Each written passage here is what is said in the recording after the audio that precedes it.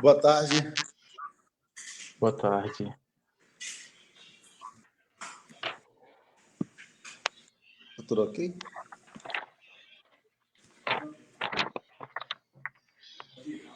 Bom, boa tarde. Estamos iniciando nesse momento a terceira live da programação do lançamento do livro sobre lawfare. Esse livro que a gente está lançando essa semana é Lawfare em Debate. Eu sou o professor Flávio Alves da Silva, presidente do ADUFG Sindicato. O livro ele é fruto do trabalho de organização e editoração das exposições e discussões realizadas durante o painel sobre lawfare. E o projeto aconteceu no ano passado, por meio da parceria entre a ADUFG Sindicato, Prois Federação e Faculdade de Direito aqui da UFG. Lembramos que o livro pode ser adquirido, né, por meio do QR Code que está na tela ou pelo link que está fixado nos comentários. E hoje nosso tema promete ser bem polêmico, que é Lava Jato, perda da soberania nacional e estratégia de desmonte do Estado de Direito. Para falar sobre o assunto, temos aqui 3 convidados especiais. Lembrando que a professora Bachira ainda não conseguiu ingressar nessa live, mas daqui a pouco ela já está entrando, né? E o primeiro convidado é o nosso ex-ministro da Defesa e ex-deputado federal, Aldo Rebelo. Seja muito bem-vindo, deputado. Obrigado, um abraço, Flávio, um abraço, Marconi, um abraço aos que nos acompanham aqui nesse encontro. Um grande abraço. Obrigado. Eu que agradeço a sua disponibilidade. Também estamos recebendo aqui, né, o nosso convidado, o analista de gestão governamental, Marconi Burum. Boa tarde, Marconi. Boa tarde, professor Flávio. Boa tarde, meu querido ministro, que é um ícone para nós aí, Aldo Rebelo, professora Bartilha, que daqui a pouco está entrando, e a todos os telespectadores aí da nossa ADUFG Sindicato. Eu que agradeço também, Marconi, sua presença. Bom, nós vamos direto ao assunto, né? O assunto de hoje é polêmico, como eu disse, é muito atual diante do cenário que estamos vivenciando no Brasil. Sabemos que a Operação Lava Jato mudou radicalmente muitas vertentes no país. Para muitos, a operação extrapolou a esfera jurídica, né, e avançou para a política de forma eleitoreira. Então, gostaria de saber, na opinião de vocês, isso realmente aconteceu? Como vocês avaliam os reflexos da operação na política e no processo eleitoral como um todo? Então, eu começo com o nosso ex-ministro, Aldo Rebelo.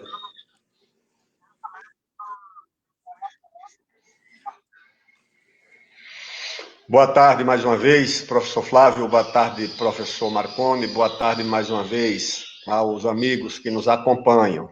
Eu acho que nós podemos classificar essa Operação Lava Jato em 3 operações com 3 objetivos distintos, em 3 categorias distintas. Uma é a própria corrupção, né, que é um fenômeno indesejável na vida política, na vida social e na vida econômica do Brasil, e que precisa, de fato, né, de ser enfrentado como fenômeno nocivo à sociedade, precisa ser combatido, e isso entrou na esfera dessas corporações que foram criadas com essa finalidade, principalmente o Ministério Público, Polícia Federal e o Judiciário. A segunda questão é que a luta contra a corrupção sempre teve revestida de um profundo e incontornável conteúdo político. Isso aconteceu em 54, que levou o presidente Getúlio Vargas ao suicídio. O mote era exatamente a luta contra a corrupção. A frase famosa de Carlos Lacerda sobre o mar de lama no Palácio do Catete. Então, a corrupção sempre foi usada como instrumento da luta política. Na eleição do Jânio Quadros, ela foi usada. No golpe de 64, ela foi usada. O terceiro aspecto, que não pode ser desprezado nessa Operação Lava Jato, é o da luta das corporações para subtrair da política a esfera de influência, o poder e o destino da sociedade. Eu digo que na antiguidade, no mundo persa e no mundo grego, o destino era uma atribuição dos deuses. Se alguém queria saber o que ia acontecer, ia numa pitonisa lá em Delfos e a pitonisa traçava o seu futuro e o seu destino. O que é que o mundo moderno mudou, alterou? É que a política criada pelos homens subtraiu dos deuses a atribuição do destino, ou seja, quem decide o destino humano não era mais os deuses, passava a ser os próprios homens através da política.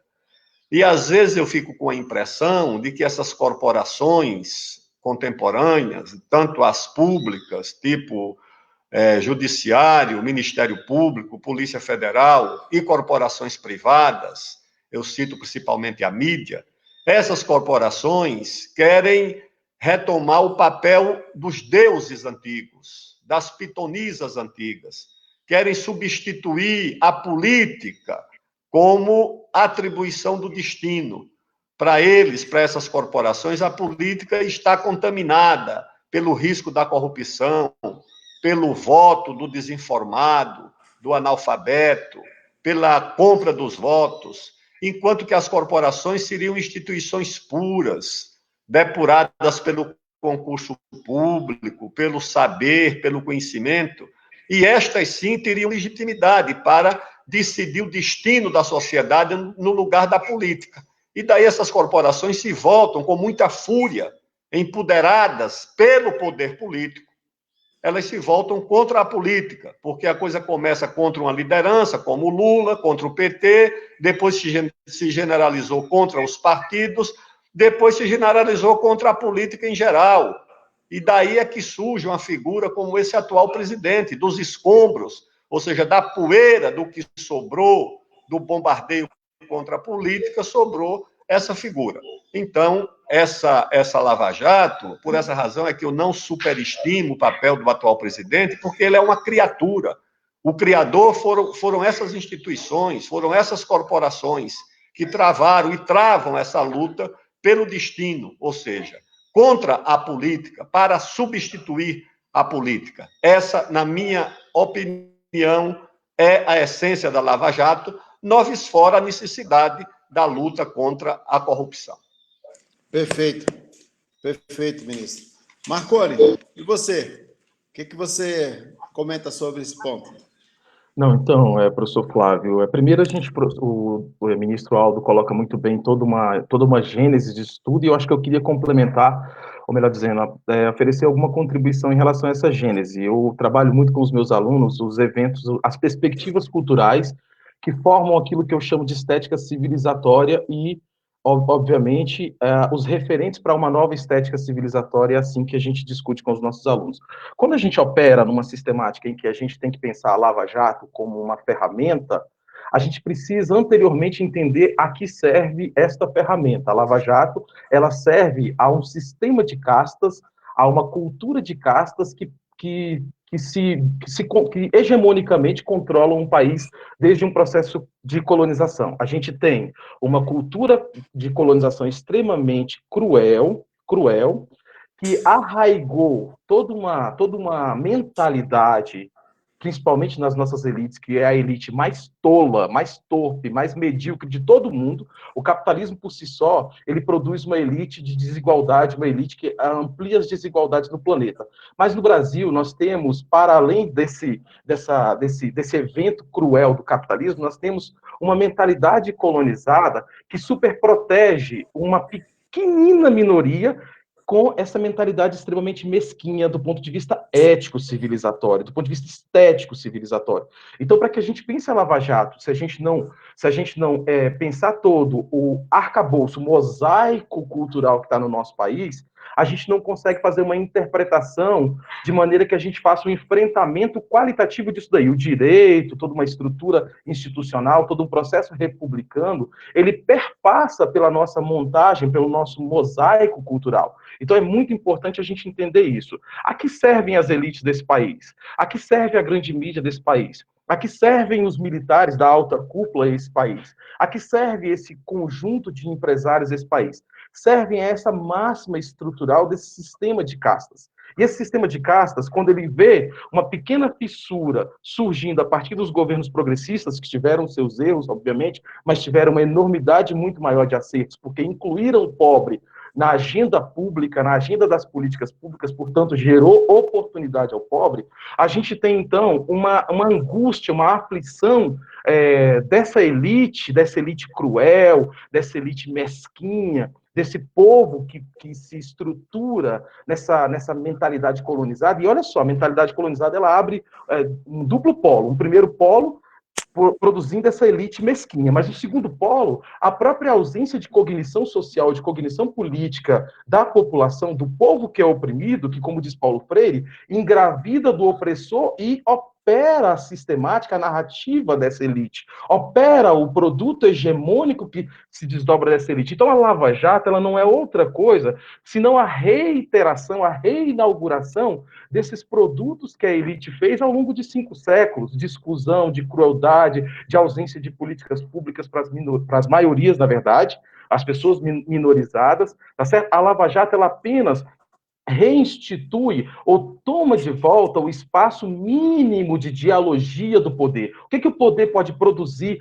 para toda uma nação, para toda uma civilização? Pode produzir A, B e C. Quando você tem que dividir isso, as elites brasileiras não aceitam. É inadmissível para a classe média, sobretudo para os ricos, ver uma empregada doméstica andando no avião com ele indo para determinado local. Ele não aceita isso do ponto de vista cognitivo, não é só um processo de ela tá dividindo comigo, eu estou sentindo o perfume dela, não é isso. É não conseguir admitir que não tenha o dominado nesse processo, não tenha o dominado. Então, o dominador, ele, nesse caso brasileiro, sobretudo, em todos os cantos, mas sobretudo aqui, ele precisa do pobre, do empobrecido, para ter o dominado. E aí a Lava Jato, ela cumpre esse papel de restituir, seja pela via jurídica, seja pela via política, ou seja, ela opera um sistema que se engendra na política e no meio jurídico, com apoio da grande mídia, que também é podre, porque também serve essa máxima cultural, dessa estética civilizatória a que eu falo que é confusa, que é complexa, que precisamos debater isso como uma gênese, isso como o produto primeiro. Então, a grande mídia se usufrui dessa estrutura da independência do judiciário, da independência do juiz, para que possa operar isso como uma ferramenta, uma massa de manobra, e aí a Lava Jato serve à política, mas a cultura, sobretudo, a civilização, sobretudo, a devolutiva desse sistema, dessa cultura de castas. Perfeito. E para muitos estudiosos, ministro Marconi, eles acreditam que a Operação Lava Jato serviu, em muito aspecto, como instrumento de desmonte do Estado de Direito. Né? Na avaliação de vocês, esse desmonte realmente aconteceu? De qual forma também que ele aconteceu? Ministro. Olha, eu queria só retomar as observações do professor Marconi e acrescentar um viés a essas observações. Qual é o viés que eu acrescentaria? É que no Brasil nós nunca tivemos somente uma elite predatória, uma elite excludente, uma elite antipovo, uma elite antinacional. Na história do Brasil, nós tivemos também uma elite progressista, patriótica, nacionalista, uma elite desenvolvimentista, a partir, inclusive, do nosso patriarca. Ninguém era mais elite, era a família mais rica de São Paulo do que o José Bonifácio de Andrade Silva. Era um homem da elite de São Paulo e do Brasil. O próprio Gonçalves Ledo foi a parte da nossa elite que organizou a luta pela independência, que concebeu um projeto de Brasil independente, de emancipação dos escravos, de integração dos índios à sociedade nacional, de industrialização do Brasil. Uma parte dessa elite ajudou a fazer a abolição da escravatura no Brasil, os militares, o Floriano, o Deodoro, que eram abolicionistas. Uma parte dessa elite ajudou a fazer a República. 30 foi conduzida por um membro da elite dos fazendeiros do Brasil e do Rio Grande do Sul, que era o Getúlio Vargas, que nos deu naturalmente, havia luta popular, havia luta operária, havia luta das classes médias urbanas, mas que nos deu a mais avançada legislação social que o Brasil conheceu, o presidente Vargas, concebeu um projeto de industrialização do Brasil e foi conduzido ao martírio, ao suicídio, por pressão da outra parte da elite em 1954. Nós tivemos, recentemente, no governo do presidente Lula, quem era o vice-presidente do Lula? Era um homem da elite, era o presidente da Federação das Indústrias de Minas Gerais, um grande produtor industrial, um grande industrial têxtil. Aliás, a família continua sendo de grandes industriais têxteis, o filho dele, que defende as mesmas ideias do vice-presidente José Alencar.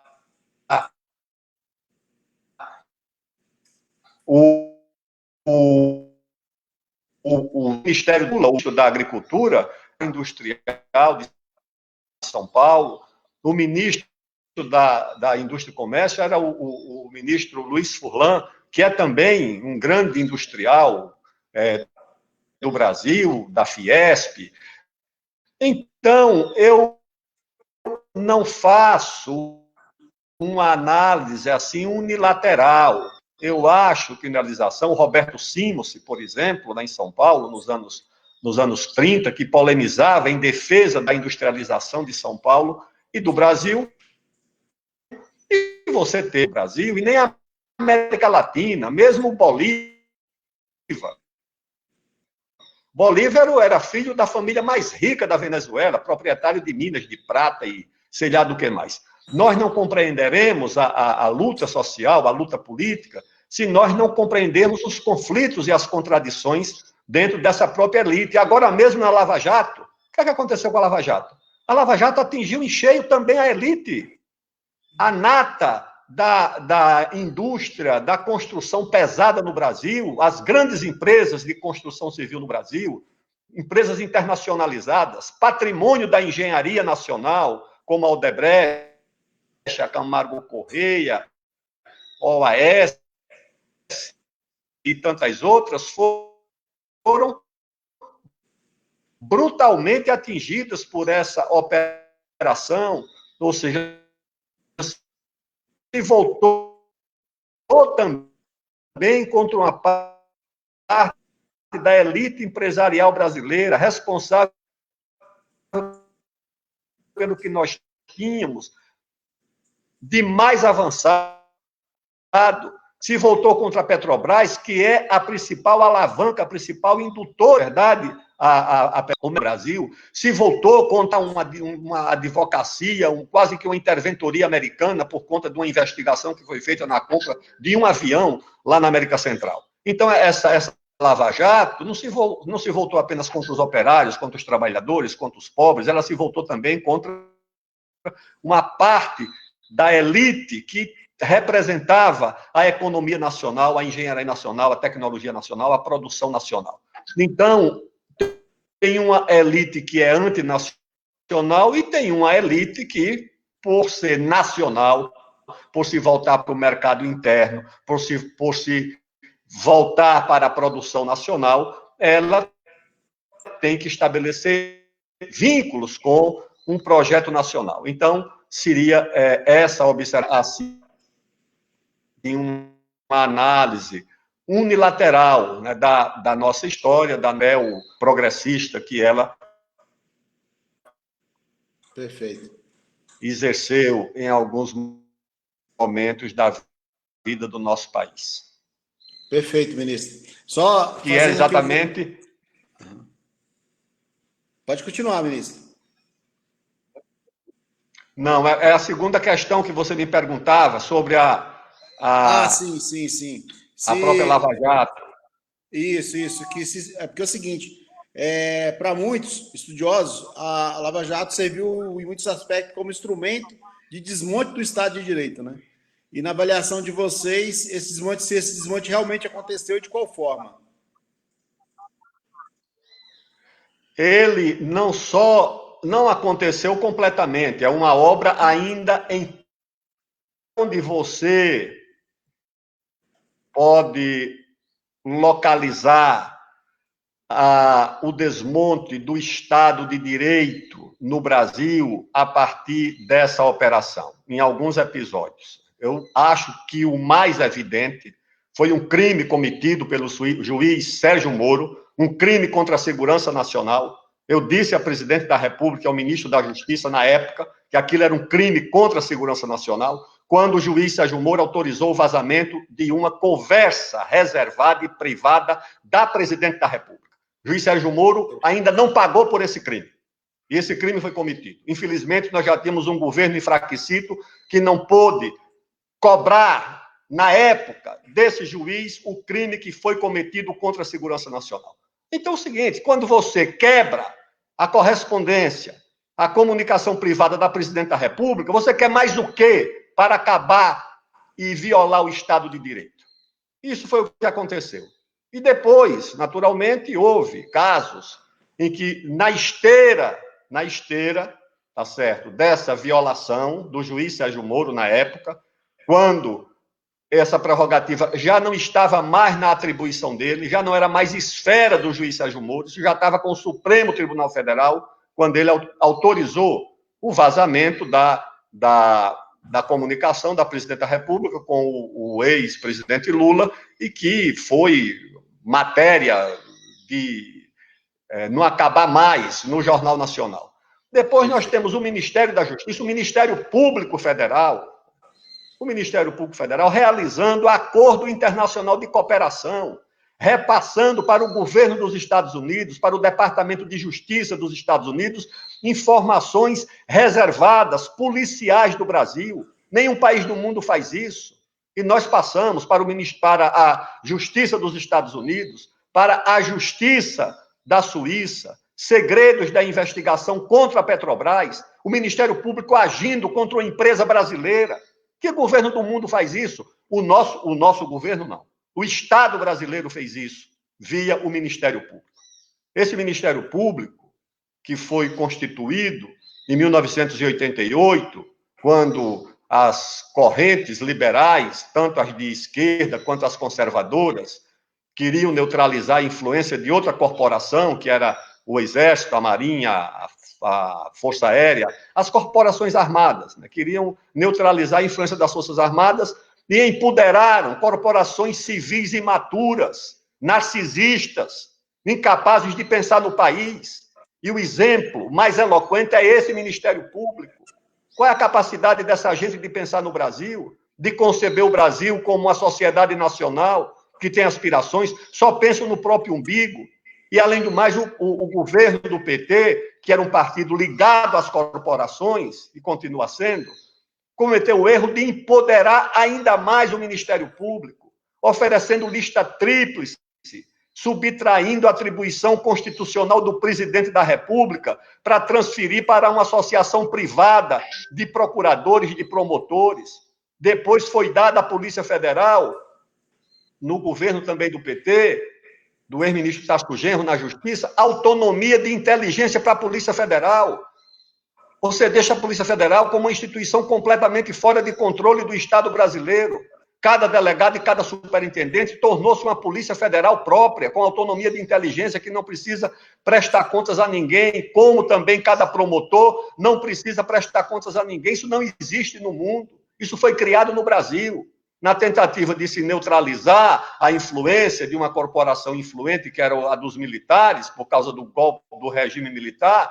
Empoderou-se corporações que não estavam preparadas para receber o poder que receberam. E seguiram abusando, tá certo? Abusando. Aí você também empoderou o judiciário, né, porque num determinado período, toda vez que a oposição perdia uma votação no Congresso, judicializava a matéria, ia para o judiciário para tentar revogar no judiciário uma derrota política. Quando a oposição mudou de lado, a mesma coisa continuou. Você teve o Supremo Tribunal Federal o ministro do Supremo barrando um ato da presidente da República, que foi a nomeação do presidente Lula para o ministério. Onde já se viu isso? Com base em quê? Com base numa ilação, numa interpretação antecipada de que poderia ser desvio de finalidade, mas ele nem tinha assumido Você não pode dizer que o ministro vai praticar desvio de finalidade se ele nem foi nomeado e nem assumiu, mas aconteceu isso. Depois, um juiz de primeiro grau decretou a prisão ou destituiu o presidente do Congresso. Um juiz de primeiro grau mandou colocar a tornozeleira no presidente Sarney. Depois, revogou a nomeação, uma ministra revogou a nomeação de uma ministra do presidente Temer, que foi a Cristiane Brasil, do PTB. Não estou aqui fazendo julgamento de mérito de quem foi nomeado, estou fazendo julgamento do mérito da atribuição de nomear, que é do presidente da República. E agora, recentemente, um outro juiz resolveu proibir o presidente da República de nomear um delegado. E aí foram reclamar. Não, mas agora, né, eu soube que alguns... Não, mas o Supremo está usurpando poderes. Eu digo, agora que vocês perceberam, agora que vocês estão vendo, agora que vocês estão reclamando que essas corporações estão usurpando poderes do executivo. E o que é que foi feito no Congresso durante o governo da presidente Dilma?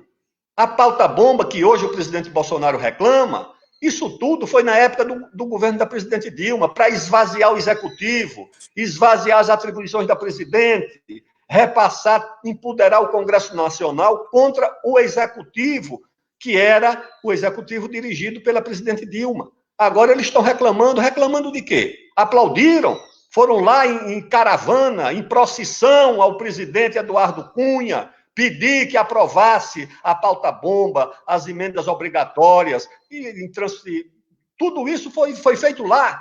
Então, eu acho que o Estado de Direito no Brasil sobrevive porque a confiança em que não existe outra alternativa senão um governo democrático persiste.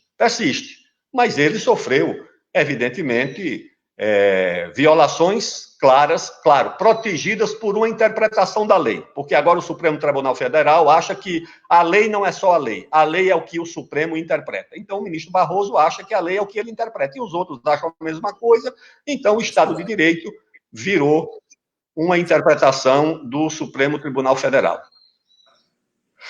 Perfeito, ministro, perfeito. Ministro, doutor Leomar Pires Machis colocando aqui uma observação na sua biografia. O senhor é ex-presidente da UNE, né? Que a UNE hoje é presidida pelo Iago Montalvão. Iago Montalvão é aqui de Goiás e é filho do ex-presidente do ADUFG Sindicato que hoje eu sou presidente. Tá? Então, sindicato que produzindo, gente. O Iago era passeava aqui no sindicato desde pequeno e hoje é presidente da UNE, como o senhor foi também. Muito bem. Marconi, suas considerações também sobre esse ponto.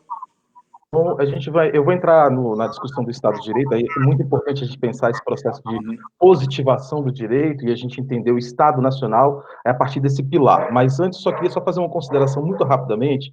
Eu reconheço, de fato, ministro Aldo e todos os que nos assistem, que nós temos, de fato, dentro de cada segmento, membros, ou seja, elites em determinados aspectos, ali, elite intelectual, no próprio empresariado nós temos ali as suas concepções de elites, que defendem um processo de emancipação civilizatória, sabe, de emancipação do sujeito, de empoderamento do sujeito, para que ele possa, de fato, ser, ao mesmo tempo, detentor de direitos e, ao mesmo tempo, promotor da própria construção civilizacional desse país. Eu não discuto isso. O que eu discuto é que nós temos há um pensamento hegemônico patriarcal, um pensamento hegemônico patrimonialista, machista e racista, que reitera a nossa mentalidade colonial. Isso é indiscutível. E essa hegemonia é quem domina as principais instâncias, as principais estruturas do Estado brasileiro, e não obstante lá no Poder Judiciário, não obstante no Poder Legislativo, não obstante no meio militar, em todas as instâncias, estruturas de mercado, etc. e tal. Então, assim, existem essas minorias disputando as agendas e as narrativas? Existe. Essas elites que são minoria. Mas a correlação de forças é desigual e a gente não pode discutir. Lá no Congresso o senhor foi vítima disso. Quantas agendas do senhor não passou? Porque o senhor era da elite lá no Congresso. O senhor era da elite, o senhor era do chamado alto clero. Mas Nós tínhamos, infelizmente, no alto clero e no baixo clero, uma mentalidade tão colonizada que várias agendas do senhor, infelizmente, lindas e maravilhosas, nos superavam. Só estou dando essa contribuição para que a gente se localize no espaço-tempo e faça uma resistência que seja otimizada na concepção cognitiva, intelectual e, ao mesmo tempo, cultural. É muito importante a gente se localizar nisso. Bom, entrando nessa questão do Estado de Direito, acho que já que eu falei de civilização, o que eu poderia imaginar, assim, para a gente fazer uma rápida analogia, uma metáforazinha aqui? Se a gente pensasse no que sustenta um país, uma civilização, primeiro pensando na primeira lição da teoria geral do Estado, a gente pensa o que é um país, o que é um Estado. O que tem um local, né, ou seja, uma estrutura que tenha povo, uma estrutura que tenha território e uma estrutura que tenha soberania. Pronto, eu tenho então um Estado, eu tenho uma estrutura estatal. Ok. E o que organiza isso enquanto civilização? Eu vou então trazer aqui umas elucubrações só para a gente pensar aqui metaforicamente, imaginando que eu preciso edificar essa civilização, construir essa civilização, desenvolver essa civilização, portanto, colocar tijolinho em tijolinho. Mas eu preciso de pilares. E aí o direito vai entrar nisso, como eu vou falar. Primeiro, eu colocaria um pilar cultural no centro disso tudo. O que é a nossa estrutura cultural, tá certo? Enquanto conceito de sociedade, enquanto cognição social política, enquanto, enfim, arcabouço do nosso pensamento humano, pensamento civilizatório. Ok, então tá lá um pilar cultural. Outro pilar eu colocaria os recursos. Aí a gente coloca recurso ecossistêmico da natureza, os nossos recursos ambientais, colocaria então os nossos recursos econômicos, nossos recursos minerais, enfim, todos os nossos recursos como um todo. Isso é um outro pilar. Eu tenho uma estrutura para pensar um desenvolvimento civilizatório. Eu estou edificando essa civilização. Outro espaço que eu poderia colocar seria um pilar. A política. A política enquanto ambiência democrática, enquanto disputa, espaço de negociação das agendas, negociação da governança, do processo de governança. Colocaria um outro pilar, tecnologias. As tecnologias no plural. Aí tecnologia não é o computador, o celular somente, mas a tecnologia, inclusive, é a substância, tudo que se transforma em substância tecnológica que desenvolve, que evolui um país. E colocaria, isso é muito importante, o direito como um pilar disso. Não existe nação, não existe soberania. A soberania por si só é a premissa do que se constitui a capacidade de independência de um país da sua produção normativa, da sua produção estruturada, a positivação dos seus fatos, a positivação do mundo fático. Eu positivo o mundo fático no sentido jurídico e transformo isso em lei e automaticamente eu tenho, então, portanto, toda uma estrutura alicerçada institucional, republicana, etc e tal. Ponto. Se eu quebro um pilar, se eu faço uma fissura, pego ali uma alavanca e começo a quebrar ali um ponteiro e começo a marretar um desses pilares, e aí no caso do direito, a Lava Jato cumpriu perfeitamente esse papel, eu tenho uma destituição do país enquanto civilização. A Lava Jato, ela cumpre esse papel de ser esse ponteiro que fissura esse pilar, um dos pilares, e derruba isso enquanto país. O país está derrubado, está fragmentado, e o golpe ainda não está consolidado, evidentemente, então, portanto, a Lava Jato ainda não está consolidada, porque ela é premissa do golpe, ela é uma das premissas do golpe, mas ela também é uma das premissas de destruição do Estado de Direito. Agora, olha só que importante. A Lava Jato não é só o primeiro instrumento que compõe esse processo de destruição ou fragmentação do nosso Estado positivado, do nosso Estado de Direito.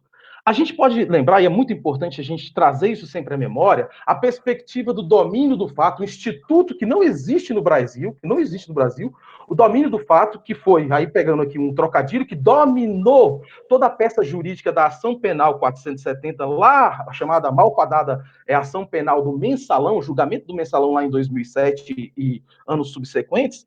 A ação penal 407, ela começa esse processo de destruição, não sei se por vaidade de Joaquim Barbosa, do então ministro do STF relator, não sei se por desculpa falar assim, uma megalomania do pensamento dessas pessoas, ou uma tentativa metodológica, intencional, organizada dessas elites que eu falei lá atrás, de começar a destruir a possibilidade da aquisição de direitos por parte da grande massa, ou do grande povo, ou do todo da população. Mas o fato é que Joaquim Barbosa, quando ele nos traz... Eu não estou aqui negando que houve crimes no mensalão. Houve sim pessoas, houveram diversos crimes. Eu não discuto isso. Eu discuto aqueles crimes todos estavam no rol da tipificação real ali, para cada réu, para cada agente promotor do crime?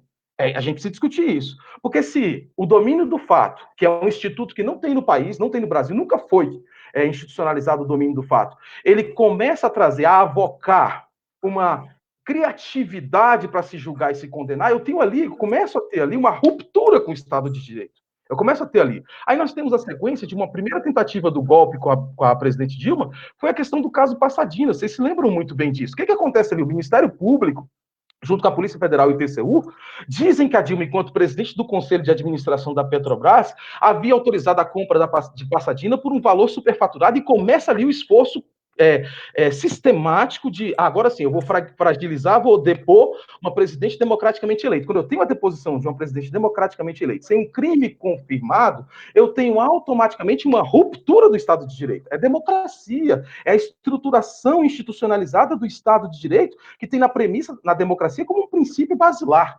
Então vamos lá, Passadina fracassa. Eles não conseguem, com Passadina, golpear a Dilma, mas conseguem produzir uma fragilização tal do ponto de vista do imaginário da população, que a presidente vai se tornando cada vez mais inviável, as agendas econômicas dela no Congresso não passam, são boicotadas, sabotadas, então todo o conjunto de desfacelamento dessa estrutura. Então a gente tem que trazer que, olha, o Estado de Direito brasileiro, de maneira extremamente cruel e engraçado, numa sofisticação e numa ação direta dos próprios operadores do direito que ali estão envolvidos, não estou dizendo que é a totalidade, aqui mesmo nesse hall, nesse debate maravilhoso do Lawfare em Debate aqui, que está sendo analisado essa semana, nós temos um conjunto de elites do direito, intelectuais e mesmo judicantes ou jurisdicionais, que pensam um ou outro modelo civilizatório, aquilo que eu falei de uma nova estética civilizatória, mas, porém, eles são minorias. Ao ser minorias, o que aconteceu? Gente do próprio sistema do Poder Judiciário opera a destruição do Estado de Direito para o quê? Um autoritarismo judicante? Sabe, assim, uma tirania do judiciário, para o quê? Ou para tentar ressignificar, reconstruir, reestruturar esse tal de direito, porque no momento ele está fissurado. A Lava Jato, e aí eu finalizo essa linha de raciocínio, a Lava Jato ela é só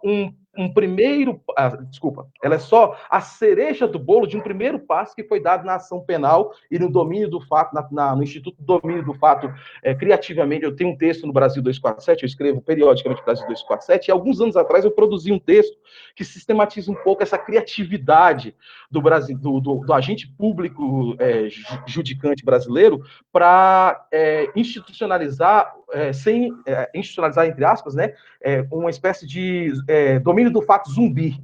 Né? A gente tem aí um processo zumbi. Assim, a gente cria um instituto meio caótico e ali começa, então, a fragmentação do Estado de Direito. A Lava Jato é, sem sombra de dúvida, a cereja do bolo e a mais cruel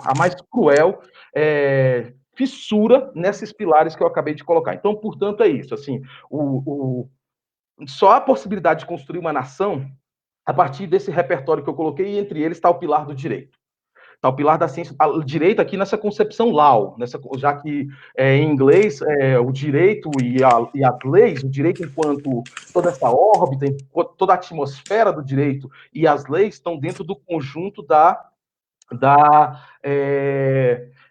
questão do law. Aqui a gente tem que colocar toda essa construção positivada, portanto, a lei, mas todo o evento cognitivo, ou o evento orbital que há em torno do direito, ele vem sistematicamente sendo atacado, e a Lava Jato ela consegue, da maneira mais cruel e sofisticada, produzindo um imaginário, com o apoio da grande mídia, da pedagogia da grande mídia, produzir um imaginário na população de que aquele mal era um bem, era um mal que se vestiu de cordeiro, que é a Lava Jato, para combater a corrupção e simplesmente se destruiu. Eu não sei se já tem que devolver a palavra, mas me parece... bom, professor Flávio, está com o senhor, depois eu dou uma sequência aqui, eu tenho algumas coisas aqui. Não, perfeito, tem muito tempo ainda. Bom,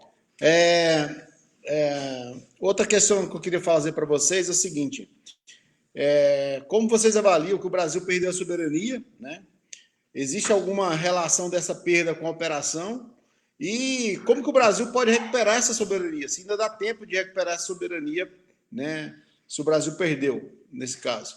Se vocês acham que o Brasil realmente, de fato, perdeu a soberania. Tá? Então, nesse sentido. Ministro? Caiu.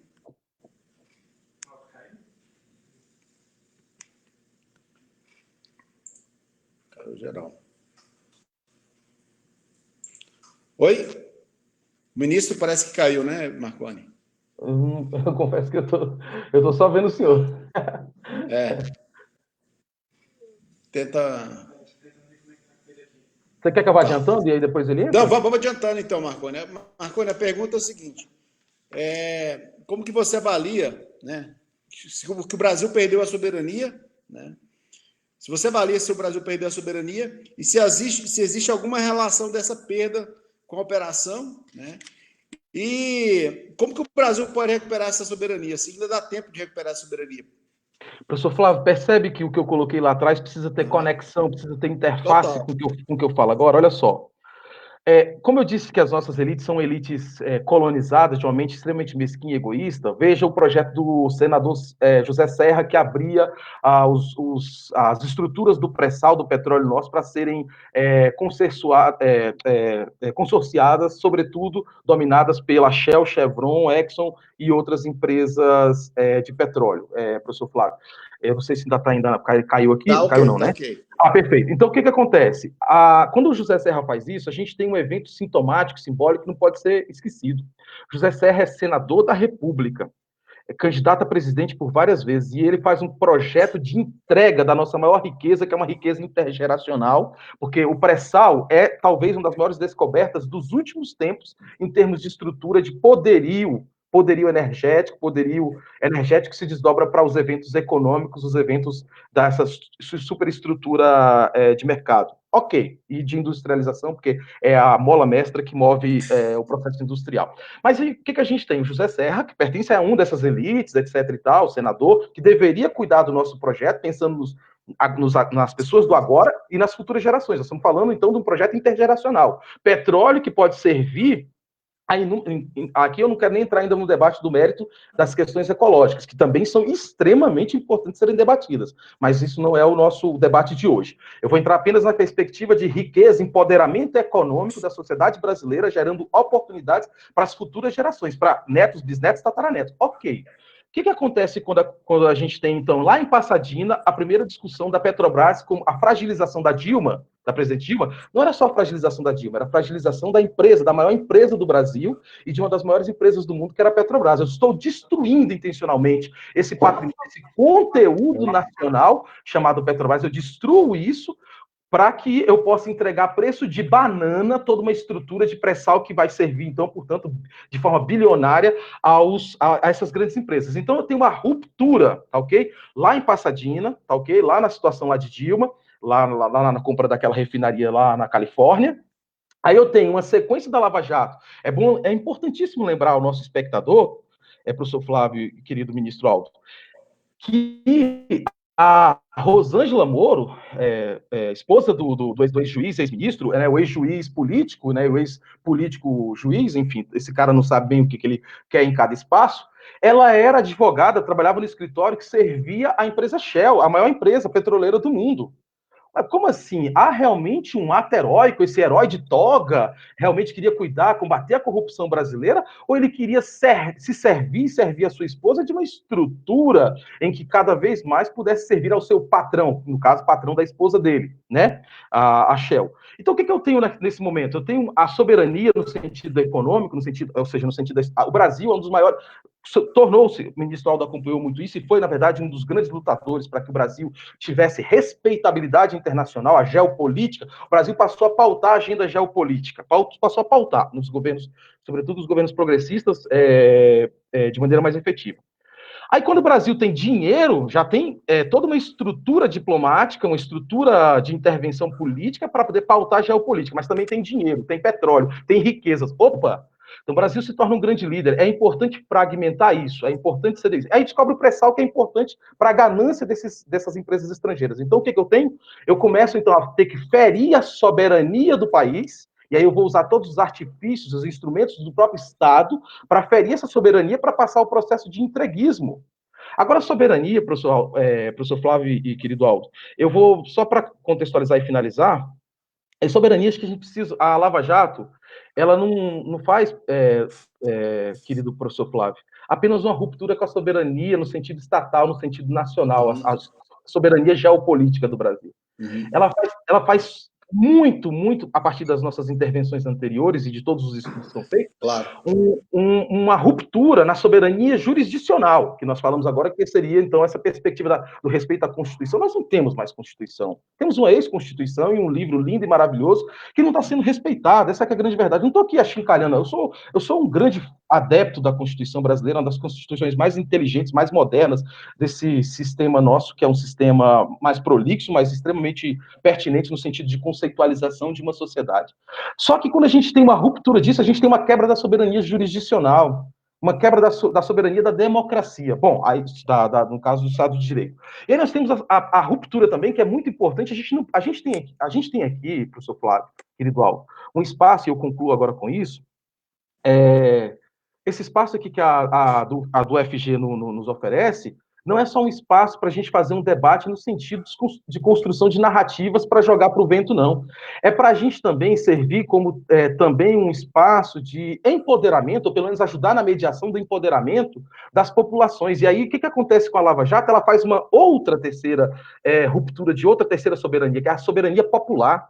O espaço da democracia, o espaço dos direitos do cidadão, o artigo 6º da Constituição, que permite todo o rol de direitos sociais, simplesmente hoje não tem espaço para se discutir as agendas. Eu colocaria aqui o professor José Geraldo de Souza Júnior, que é um dos grandes ícones da referência do direito achado na rua, que discute essa agenda importantíssima do direito achado na rua, ou seja, a rua é a metáfora, como o professor Geraldo diz, é a metáfora em que a gente vai ao encontro da sociedade, capta todas as perspectivas em que o direito está ali, na necessidade de latência, e que ele precisa, portanto, ser avocado e, portanto, institucionalizado, positivado, organizado como uma agenda, como uma estrutura jurisdicional e política, de agenda política.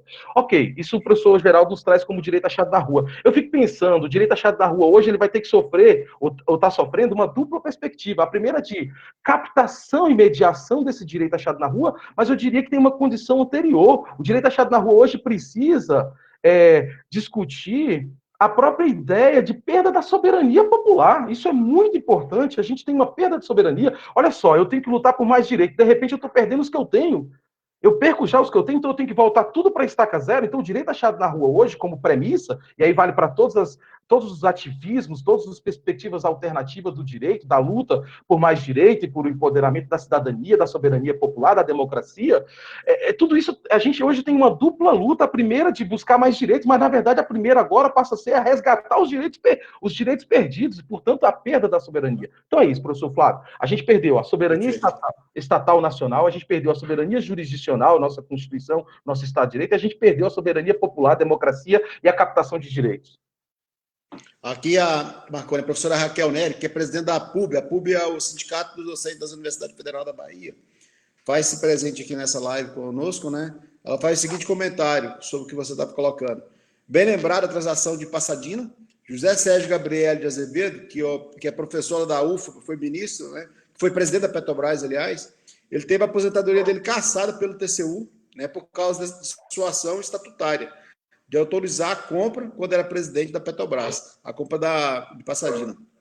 Ele obteve liminar recentemente, né, que restituiu o seu direito, mas ainda que provisoriamente, né, as tentativas contra o Sérgio Gabriel estão em curso, né, até caçando a sua aposentadoria. Então, é lamentável, né, o que acontece. Bom, ministro, nós estávamos falando sobre a perda da soberania em função da Operação Lava Jato, né? Então, eu gostaria de perguntar para o senhor, assim, dá tempo de recuperar a soberania, né? Como que o Brasil pode recuperar a soberania? Eu creio, quero aqui reafirmar, né, minha solidariedade e meu abraço ao professor José Sérgio Gabriel. Né, certo? Se a cassação da aposentadoria do professor José Sérgio Gabriel é uma prova dos tempos difíceis e sombrios que nós estamos vivendo. Né? Então, quero deixar aqui o meu abraço e a minha solidariedade. Eu creio que nós precisamos examinar criticamente a agenda que as forças progressistas abraçaram. Eu acho que o Brasil vive um processo de desorientação, uma desorientação quase que geral. E acho que essa desorientação não exclui uma desorientação também das forças de oposição hoje no Brasil. Vou só aqui dar um exemplo. Tem uma parte da oposição que acha que o Bolsonaro está tão forte que nós corremos o risco de um golpe de Estado. E outros acham que ele está tão fraco que nós estaríamos à véspera de um processo de impedimento do presidente da República. É impossível essas duas situações serem verdadeiras. Ou o presidente da República está tão forte que um golpe de Estado é iminente, ou o presidente da República está tão fraco que o impedimento, o impeachment se avizinha. Mas a oposição se divide nisso. Eu vejo, inclusive, pessoas até próximas politicamente que conversam comigo defendendo posições antagônicas. Não, estamos perto do impeachment. E outros, não, nós estamos perto de um golpe. Eu acho que isso é prova da desorientação. E acho que quando os efeitos da Lava Jato na soberania jurídica do país, na soberania científica, tecnológica, empresarial do Brasil, porque nós perdemos mercado, se sabe lá quanto tempo você leva para levar uma empresa de construção pesada do Brasil, como a Odebrecht, para a África. Isso é uma operação de décadas, isso é uma operação geopolítica. Isso começou quando o Brasil, no governo Geisel, reconheceu, foi o primeiro país do mundo a reconhecer a independência de Angola. Ele teve a maior polêmica com os ministros militares, que não queriam, porque era uma guerrilha de esquerda, aliada da União Soviética, que ocupava o governo em Luanda.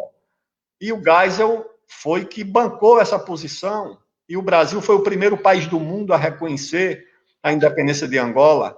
Reza a lenda que quando chegou com suas tropas a Angola e subiu no palanque lá, no comício de anúncio da independência, quando a bandeira de Portugal foi descerrada e hasteada a bandeira de Angola, a primeira frase do presidente Agostinho Neto foi exatamente essa: somos um país, o Brasil acaba de reconhecer a nossa independência.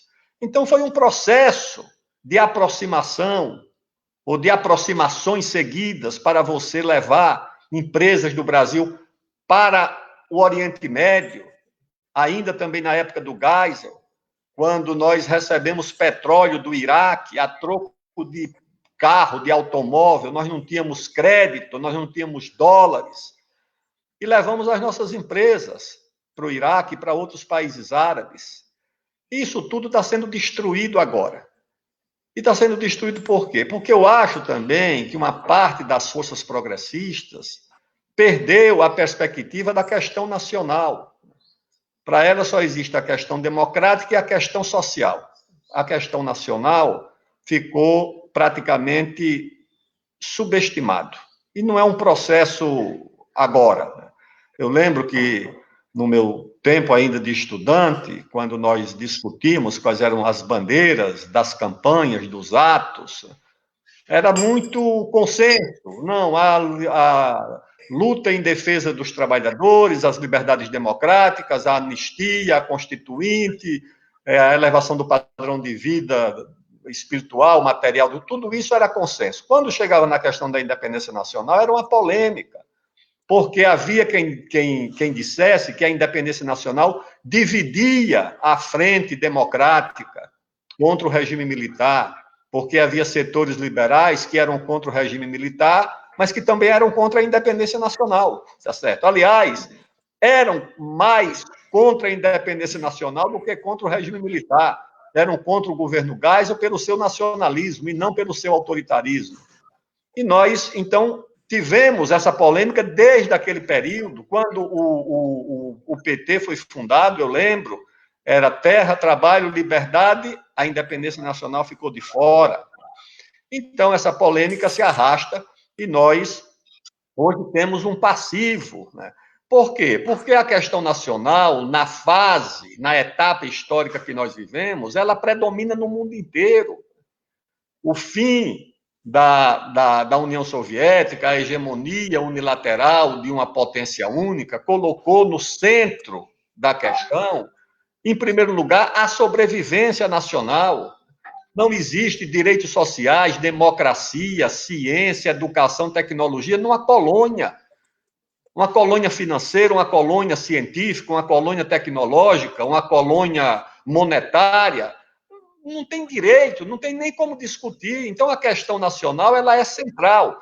Só que a questão nacional ela é difícil de ser abordada, porque em alguns momentos, inclusive, ela entrou em contradição com a própria questão democrática. Tomemos os casos das rebeliões separatistas do Império, quando nós tivemos lá a Guerra dos Farrapos, a Confederação do Equador, a Cabanagem, a Balaiada. Aliás, tivemos 4 guerras civis simultâneas. A única instituição nacional que existia com esse sentido nacional era o Exército, e teve que agir para garantir a integridade do território. Ou seja, o que havia de mais avançado, o estado da arte da luta democrática naquele período, era a República. Essa era a aspiração, porque a França tinha feito uma revolução para se tornar república, os Estados Unidos se constituíam como uma nação importante, próspera, como república, rompeu o laço com a Inglaterra como república, e o Brasil era uma monarquia. Então, era um conflito entre a aspiração democrática da época e a natureza do regime do Brasil. Só que tinha uma particularidade. No Brasil, a república teria significado o esfacelamento do país, a desintegração territorial do Brasil, o fracionamento da nossa unidade territorial. Como república, o Brasil teria virado uma república portuguesa, nós teríamos, sei lá, 5, 6.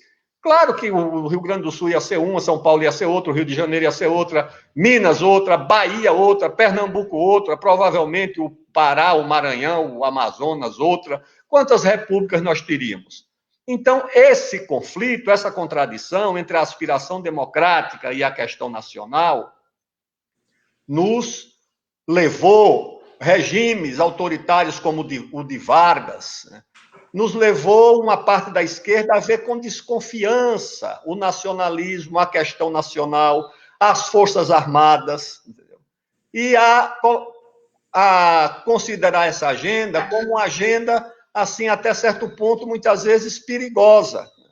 O nacionalismo como uma coisa meio de direita, meio conservadora, quando, na verdade, o nacionalismo dos países oprimidos, dos países subdesenvolvidos, é um nacionalismo defensivo, progressista, não é um nacionalismo para dominar ninguém, não é um nacionalismo de países hegemônicos, imperiais, que querem a submissão de outras nações e de outros povos. Pelo contrário, o nacionalismo de países como o nosso é para fugir a essa submissão. Então, tem que ser a bandeira das forças democráticas, das forças progressistas.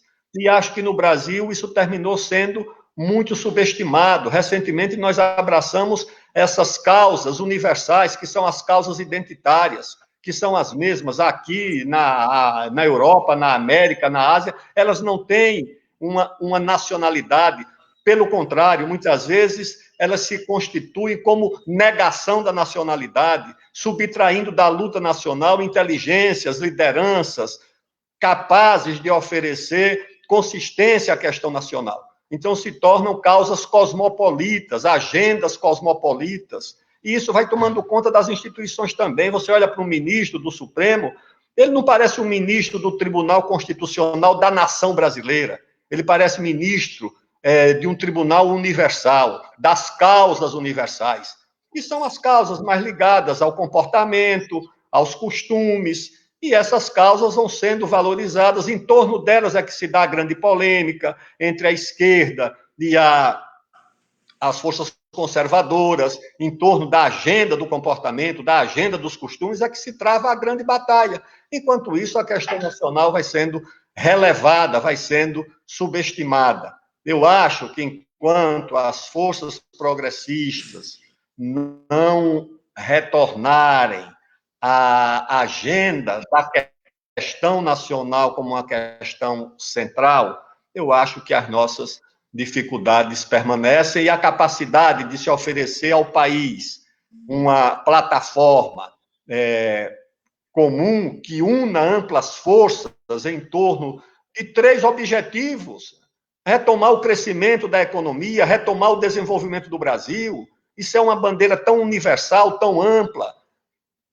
A redução das desigualdades, a consolidação permanente da luta pela democracia, mas essa questão nacional ela foi sendo secundarizada, né? E hoje nós nos concentramos simplesmente, né, na questão democrática e na questão social. Eu acho que num país como o Brasil não existe questão social, não existe questão democrática se ela não estiver apoiada, solidamente apoiada, na agenda do interesse nacional, nem aqui e nem em lugar do mundo. A Rússia, a China, os Estados Unidos, é tudo assim, né? O Obama, o que é? A América, preocupação com a América no mundo. Esse que assumiu agora, o que é? A América em primeiro lugar. A China é a China. A Rússia é a Rússia. O interesse da Rússia. A Alemanha é da Alemanha. Aqui no Brasil, não. Nós temos uma agenda fragmentária, dispersa. Ou seja, nós cuidamos mais dos interesses que dividem o país, que fragmentam o país, do que daqueles interesses que unem o país. Perfeito, ministro. Ministro, aqui o Osmar Pires Martins, que é o organizador desse livro que a gente está lançando essa semana, ele faz a seguinte consideração. Ministro Aldo Rebelo, é possível construir uma democracia nacional, democrática e popular com parte do sistema de justiça brasileiro, atrelado ao Departamento de Justiça dos Estados Unidos, como denunciado pelo Wikileaks, né, atuando como QG do lawfare geopolítico? Nesse sentido, qual a perspectiva de estratégia nacional de combate à corrupção e lavagem de dinheiro nos modos que foi institucionalizado pelos governos Lula e Dilma? Você comentou lá no início, né, que o governo Lula e Dilma ele fortaleceu realmente instituições como a Polícia Federal e outras, né, no combate à corrupção. Eu creio, né, que essas corporações, órgãos de controle, como a CGU, que foi praticamente criada, né, pelo governo do Lula, TCU, que foi também muito fortalecido. Hoje, você dizer que o TCU é um órgão auxiliar do Congresso é quase risível, né? Ou seja, virou também outro superpoder. O que acontece? O que acontece é que essas corporações, essas instituições empoderadas, né, começam a subtrair atribuições conferidas pelo povo, pelo eleitor. A democracia é, no fundamental, a regra estabelecida e concebida pelo cidadão, pelo eleitor.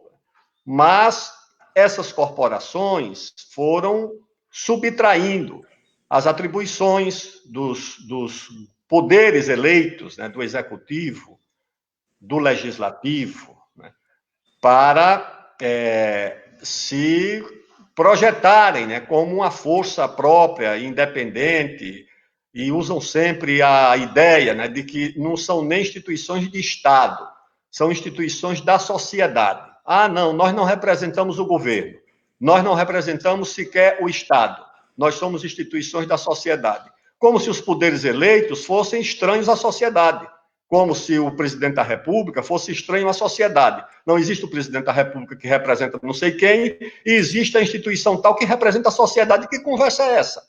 Quem mais representa a sociedade é quem é eleito, tá certo? Quem é eleito é quem mais representa a sociedade, mas essas corporações não. Disseram, botaram a narrativa que os eleitos representam sabe-se lá o quê, e que quem representa a sociedade são eles, né? Então, eu acho que o combate à corrupção não pode também depender de ações espetaculares. Tem que ser um esforço permanente, multidisciplinar, que envolve desde a educação, a formação da sociedade, a existência de órgãos de fiscalização, da justiça, para agir e condenar quando a corrupção foi investigada, descoberta, punir eu acho que são mecanismos permanentes e não dependentes de operações espetaculares que muitas vezes acontecem com objetivo político, com finalidade política. E acho que a multiplicação de normas, muitas vezes, terminam se voltando contra o desenvolvimento, contra o funcionamento do próprio Estado. Eu fui ministro de 4 pastas diferentes. A luta para você realizar uma obra, fazer um processo de licitação, depois fazer um contrato, depois enfrentar todas as regras que foram criadas, que não foram regras inocentes. Quando você examina qual é a origem da hipertrofia desses órgãos de controle, também não é uma coisa neutra nem inocente. Eu interpreto dessa forma. Por que hipertrofiar esses órgãos de controle e de fiscalização? Isso tinha um objetivo. Na época da grande crise final dos anos 80, a ideia de que o dinheiro público devia se voltar principalmente para financiar os juros da dívida pública, encontrava um limite, que era o limite do orçamento. O governo precisava pagar a dívida pública, mas precisava pagar a saúde, a educação, a ciência, a tecnologia, as Forças Armadas, a segurança, os professores, a máquina pública. Então, como era que você subtraía dinheiro da máquina pública? Você hipertrofiava esses órgãos de controle, o orçamento continuava existindo, mas a aplicação dele tornava-se praticamente inviável. Ou seja, o órgão de controle foi para paralisar a execução orçamentária. E quando você chega no fim, que você não executa o orçamento, o que é que acontece com o orçamento? Ele volta para o Tesouro. Quando ele volta para o Tesouro, no outro ano você tem um orçamento menor, porque se você não executou o orçamento que você tinha, você vai receber apenas o orçamento que você conseguiu executar.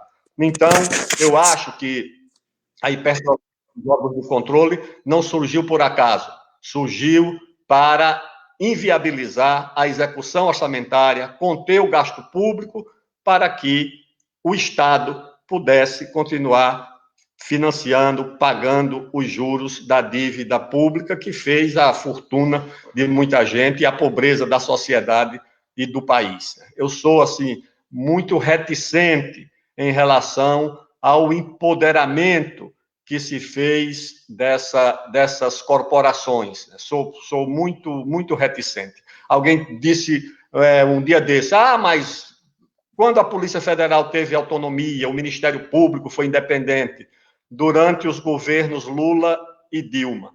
Eu digo, está aí o resultado, o que aconteceu, tá certo? Eu vi na campanha de 2014 delegados de Polícia Federal fazendo campanha em Facebook, campanha política. Ninguém foi punido. Isso é uma coisa sórdida, inaceitável. Alguém concebe a Polícia Federal Americana, o FBI, a polícia russa ou francesa, metida em arenga de Facebook de eleição? Eu era ministro do esporte, chegava em Belo Horizonte e tinha lá um cartaz com servidores da Polícia Federal. Não venham para o Brasil que a Copa não vai ter segurança. Você imagine uma coisa dessa. Você imagine se a polícia americana, a francesa, a russa, a chinesa, vai para a rua com cartaz, ameaçar um evento do Estado brasileiro, que o governo brasileiro promove e recebe. No Brasil isso aconteceu, essas corporações se sentiram nesse grau de liberdade e de direito. Agora não foi denunciado que alguém vazou ou adiou uma operação para favorecer um candidato na eleição passada? Claro, houve operações para desfavorecer porque vazaram a denúncia do ex-ministro Palocci contra o presidente Lula durante esse período e, ao mesmo tempo, estava sendo adiada uma operação que podia atingir um outro candidato. Isso é uma disfarçatez, isso é inaceitável, tá certo? Isso é uma burla das regras. Você pode até não gostar das regras, mas se você quer participar do jogo, você tem que respeitar as regras. As regras são essas. E elas foram e são, infelizmente, recorrentemente burladas, né? E acho que houve, durante os governos do PT, a ilusão em relação a essas corporações, tá certo? Eu acho que houve ilusão. Quem quiser conhecer o que é polícia, leia um livro do Stefan Zweig, chamado Um Cidadão Político. É uma biografia do Fouché, que foi o chefe de polícia do Napoleão Bonaparte. Polícia, no mundo inteiro, é assim. Ou ela é controlada pelo governo, ou ela controla o governo.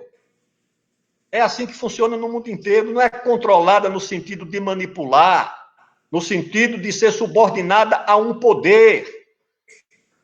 Todos são, os ministros são. Agora você dá autonomia completa.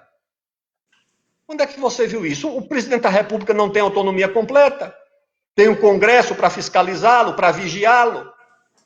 Tem o Tribunal de Contas que julga as contas dele. Tem o Ministério Público empoderado, podendo, inclusive, pedir a cassação do presidente, como pediu do presidente Collor, da presidente Dilma, pediu do presidente Temer, que conseguiu escapar lá, a duras penas, lá no Congresso. E você não, você quer ter corporações que não. Tem PEC lá no Congresso, que é a autonomia completa da polícia. Você entregar a autonomia... O Exército não tem essa autonomia, as Forças Armadas não têm essa autonomia. Está lá no artigo 142, que as Forças Armadas estão subordinadas ao presidente da República.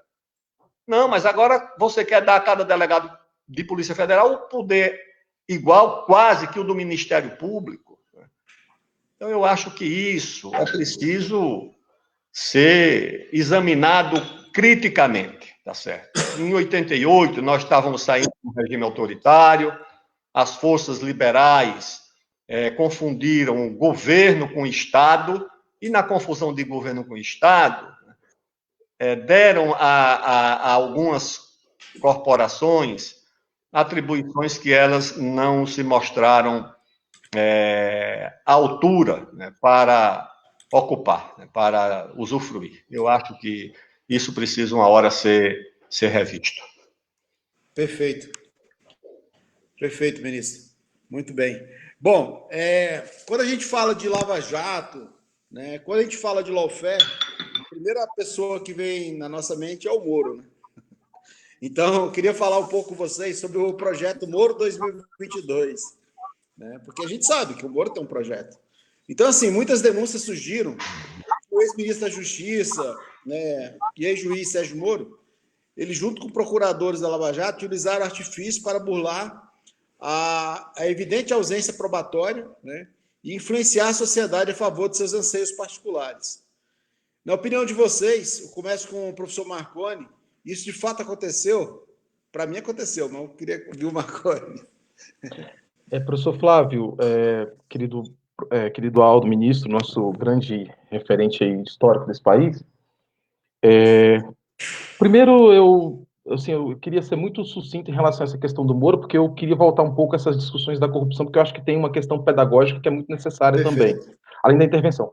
De fato, o Moro nunca foi juiz. Ele nunca foi juiz. Ele era um político vestido de toga. Eu nem entro nesse mérito.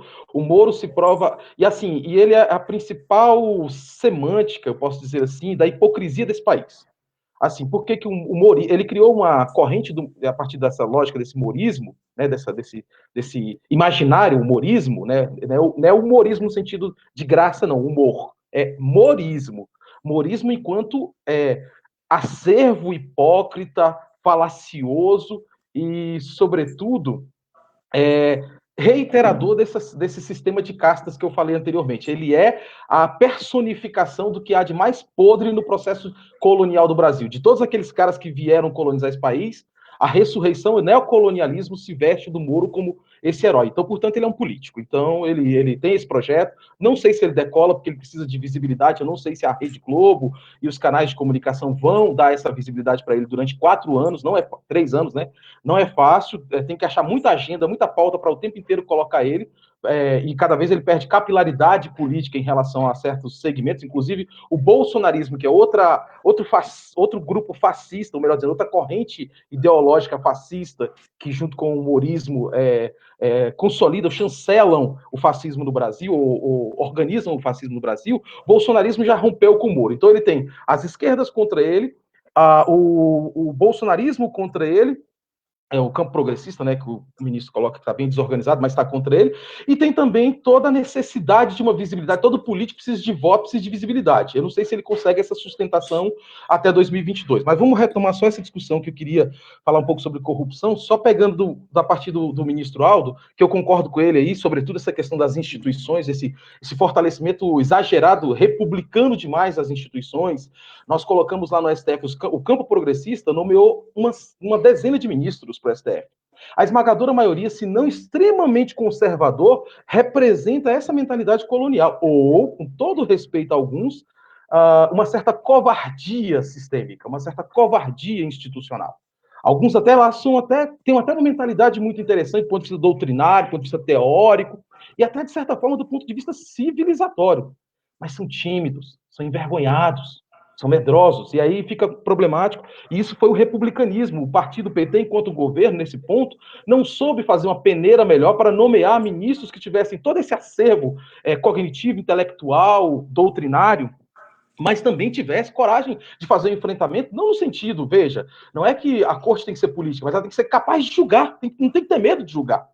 Isso é uma questão que tem que ficar claro, e ter medo de julgar, ou seja, julgar, o povo não tem que pautar o STF, entretanto, a vida, o humanismo, a premissa humanitária precisa pautar o STF no sentido de do STF e todas as cortes, e aí eu falo do STF como simbólico, como platô disso tudo, mas vale para o STJ, vale para todas as cortes. Quando julga, veja, trai a perspectiva humanista, portanto, a necessidade humana, os direitos humanos, e trai a técnica jurídica, isso é um problema gravíssimo. Então você tem um conjunto de chefes, de poder, de membros do poder independente do judiciário, que ou tem medo de usar a técnica, ou tem medo de defender uma perspectiva humanista, no sentido, óbvio, se alicerçando o tempo inteiro da técnica jurídica. Não tem que se furtar à inovação, ao ativismo, mas, enfim, a questão da corrupção, na minha opinião, é uma questão semântica e semiológica. Semântica. O que é corrupção? A gente tem um discurso fácil de corrupção. Não, precisamos sofisticar esse debate. Esse debate entrou no senso comum patético e está muito retrógrado. A outra é a questão semiótica. A esquerda não sabe comunicar. No entanto, a direita, e sobretudo usando os seus instrumentos, seu aparato midiático, a grande mídia, sabe comunicar de uma tal maneira que produz uma pedagogia, uma antipedagogia, que constrói imaginário na mentalidade do povo brasileiro, que infelizmente confunde o que é de fato corrupção e o que é combate à corrupção. Isso tem que ficar muito claro. Então, é um processo semiótico e um processo semântico. A gente precisa discutir essa semântica. Aí eu vou dizer uma coisa para vocês. O Moro, com o apoio dessa grande mídia, ele conseguiu construir em sua falácia de combate à corrupção. Veja, há uma enorme diferença, e é isso que é importante, a esquerda não soube comunicar. A esquerda, ou pelo menos o campo progressista, porque há uma coalizão de forças no governo progressista, né, no governo do PT, que não dá nem para dizer que é um governo de esquerda, dá para dizer que é um governo progressista, né, um governo com essa coalizão de forças, né, enfim. A esquerda efetivamente conseguiu produzir mecanismos e estruturas de combate à corrupção. Efetivamente, na história de 500 e tantos anos de Brasil, só se conseguiu operacionalizar o arcabouço, eu cito algumas aqui para a gente trazer, o Instituto da Colaboração Premiada. Olha que interessante, foi criado por Bolsonaro, por Fernando Henrique? Não, foi criado no governo Dilma, a Lei 12.850 de 2013, que é o Instituto da tal delação premiada, que depois foi enviesada, foi assim, a gente consegue tangenciar e mudar completamente uma coisa que é bem intencionada e transforma aquilo numa grande, com todo respeito aqui, numa grande tormenta, né, para a própria civilização, mas foi criado no governo Dilma, o Instituto da Transparência Pública, a Lei de Acesso à Informação, a Lei 12.527, 2011, Dilma, Instituto do Abuso de Autoridade ou do Juiz de Garantias, agora sim, nesse caso aqui, sofremos porque não tínhamos isso, era para ter sido pensado pela esquerda, isso foi criado agora, nesse período com a disputa, inclusive do PSOL, do PT, do Marcelo Freixo, ajudou a instituir o Juiz de Garantias, que é muito importante, eu queria falar, eu pulei sem querer, falei, o Instituto do Acordo de Leniência, a partir da lei da lei anticorrupção, que é a lei 12.846 de 2013, governo Dilma. Quer dizer, então as leis que operacionalizam um sistema judicante e um sistema estruturado para combater a corrupção foi criado nos governos progressistas. Agora eu pergunto a vocês, queridos espectadores e queridos debatedores, a gente soube comunicar isso? Não. Moro, junto com esse aparato antipedagógico, ou pedagógico, sei lá, constrói essa antipedagogia, soube estruturar isso. E ao saber estruturar, criou no imaginário brasileiro que eles são os heróis, que Moro e esse grupo que está em volta do Moro, Dallagnol, esse grupo todo aí, Luiz Fux, meu Deus, Luiz Fux, quem é esse? Quem ele pensa que é? Um cara que coloca toda a família no Poder Judiciário, nos altos cargos do Poder Judiciário, que representa o pior patrimonialismo do Poder Judiciário, é o símbolo mais, junto com Bretas, acho que é o símbolo mais patético do patrimonialismo dentro do Poder Judiciário. Aí eu fico pensando, eles são os heróis da toga, os heróis do combate à corrupção? Isso é semântica, isso é uma disputa de conteúdo semiológico. A gente precisa, a esquerda e o campo progressista precisam compreender como é que comunica e reverbera esses conceitos para a gente poder voltar. Porque o monopólio, olha, veja, não é do Moro o monopólio do discurso anticorrupção, não é do Moro, isso era desde o PCdoB, PSB de Miguel Arraes, PDT de Brizola, o próprio PT, já defendem todo um acervo estruturado do Estado brasileiro para combater a corrupção, mas olha só, o monopólio hoje da corrupção foi para essas pessoas que, ao contrário, não combatem a corrupção e reiteram, reestimulam, camuflam, isso é falácia. O Moro conseguiu produzir o evento falacioso, mas que conseguiu colar nas pessoas como, de fato, o imaginar, a ideia de que, de fato, nós estamos agora finalmente combatendo corrupção.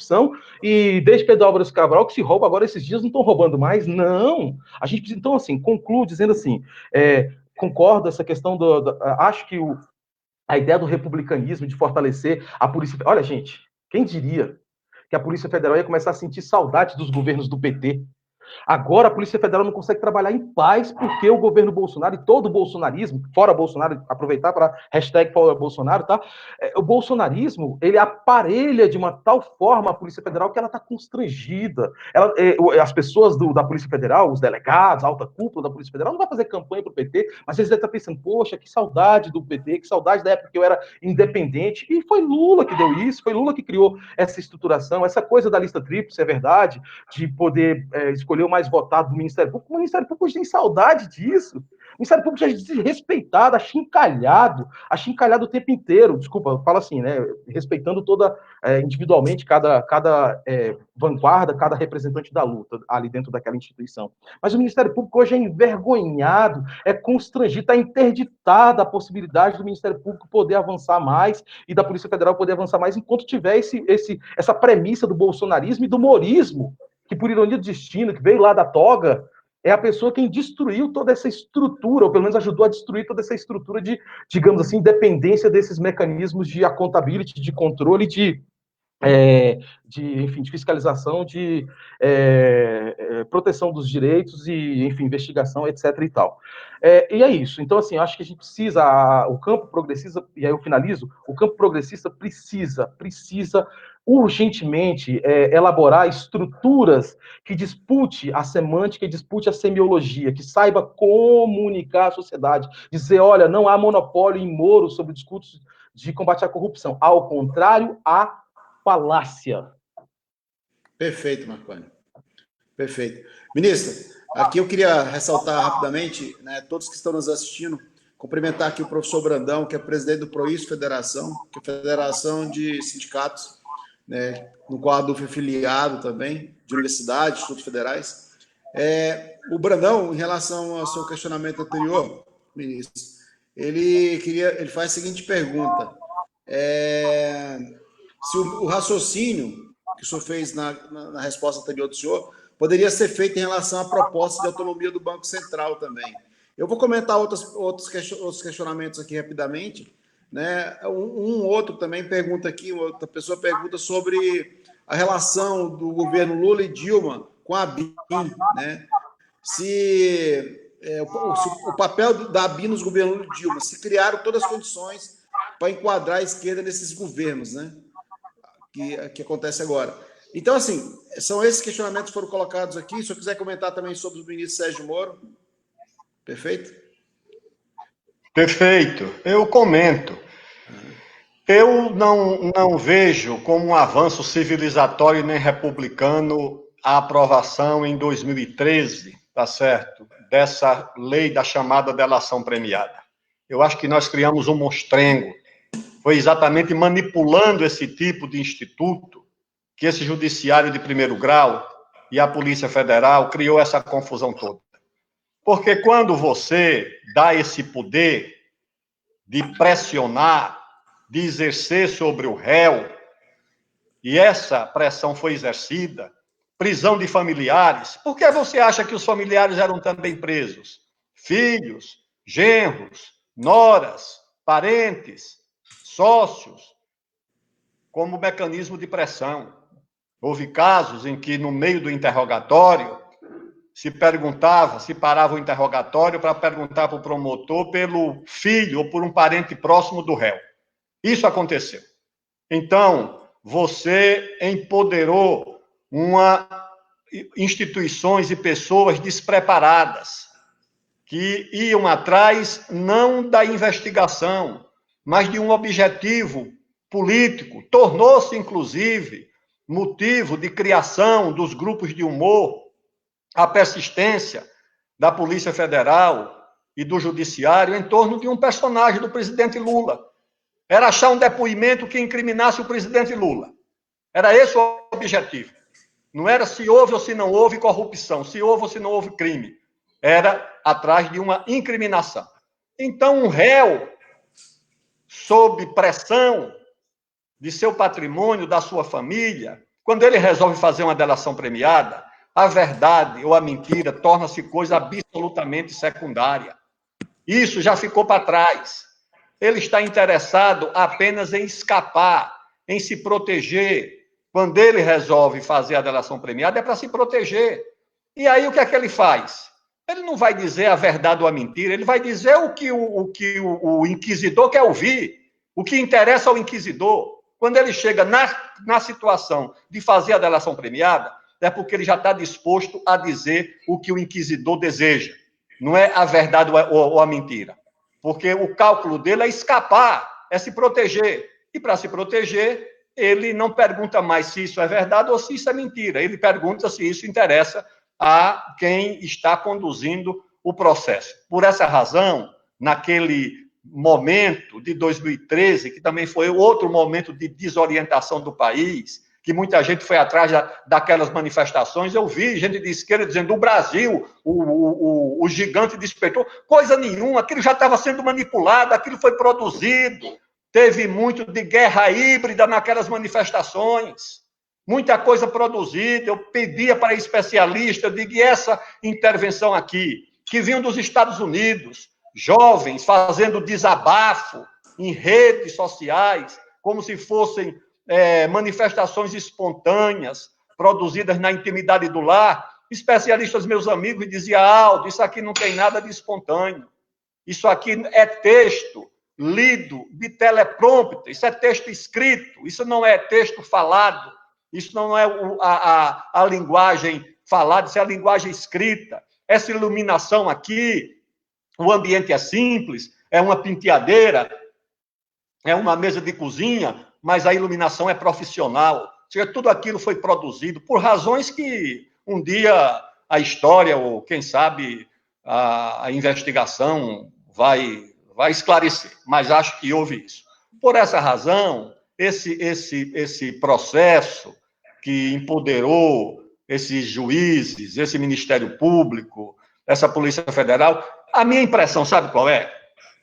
É que quando o Bolsonaro quis tirar o delegado da Polícia Federal, ele quis tirar foi com medo da manipulação do juiz, porque ele sabia que quem mais usou a Polícia Federal no Brasil foi o juiz, foi o Sérgio Moro quem mais usou essa Polícia Federal, e o Bolsonaro sabia disso, só que durante muito tempo ele usufruiu dos benefícios desse uso político da Polícia Federal.